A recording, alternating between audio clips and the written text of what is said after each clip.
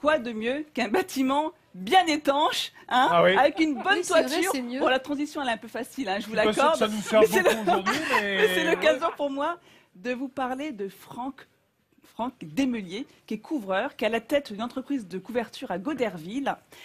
On s'est rencontrés, il m'a parlé de toi. C'est vrai? Et très Non, de sympathique, toi. Franck. Ah, d'accord, c'est une blague. Elle marche Oh là là, encore, mais j'en oui, mais reviens moi pas. je marche au quart de tour. Alors son métier consiste en 2 mots, hein, vous l'avez compris, à couvrir les toits, donc à mettre un revêtement étanche. Dans la région, ça va être beaucoup de bardeaux de bois, toits de chaume, hein, Mélinda, je crois que tu es d'accord avec moi. Tout à fait. Et Ou surtout bien bien de étanche, l'ardoise. c'est important. Ça, c'est très très important. Et on a eu cette chance de les suivre sur un de leurs chantiers. C'était la semaine dernière, hein, on est au niveau des finitions, c'est un manoir à Yvetot du XVIIe siècle.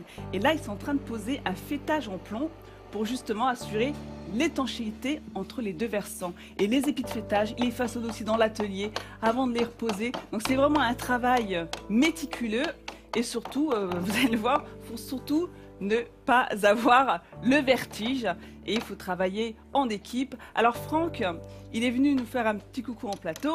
Franck, vous le voyez, il est souriant, il est fringant et pourtant Franck, il a un gros souci. Oui. Bonjour Franck. Bonjour. Bonjour Franck. J'en Bonjour profite tout le monde. pour dire, excusez-moi Franck, que pendant toute cette saison, on va aider l'emploi en France et surtout on va aider les artisans d'excellence français Justement. à trouver les postes qu'ils ont du mal à, Ben, à c'est le pourvoir. souci de Franck. Franck, il a une équipe de 6 couvreurs et aujourd'hui, il est à la recherche d'un autre salarié. Alors, un salarié aguerri. Alors, pour vous, c'est combien d'expérience, Franck, hein? À peu près une dizaine, voire, Une bonne dizaine. voire 20 ans. Vous avez d'expérience. 35 ans d'expérience hein, Exactement. aujourd'hui. Oui. Ou bien un apprenti, mais alors un apprenti motivé qui pourrait rester dans la longueur, s'installer dans la région Ah oui. et prendre le temps d'apprendre le métier avec vous. Hein. Oui.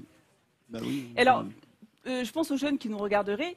Si vous deviez nous donner 3 qualités essentielles pour être un bon couvreur, Franck. Ah, je le répéterai, ne pas avoir le vertige, avoir Oui, une certaine on l'a vu, forme hein. d'agilité, Ouais. une certaine agilité, supporter la chaleur, le froid et les intempéries. Être étanche, Et surtout, quoi. Voilà, être étanche. Et surtout être patient, Pa- avoir de la patient, réflexion passionné, j'imagine, parce que vous et travaillez avoir sur le des maisons goût de de la caractère. décoration. Oui, c'est ça pour voilà. leur donner envie aussi, parce que Exactement, c'est ouais. pas que le vertige Ben, et et l'endurance donc, quand non, même. mais- préserver le patrimoine de la région. Et donc, j'espère vraiment que vous serez entendu, Franck. On vous mettra les coordonnées sur france3.fr, bien évidemment. D'ailleurs, vous pouvez les retrouver dès maintenant.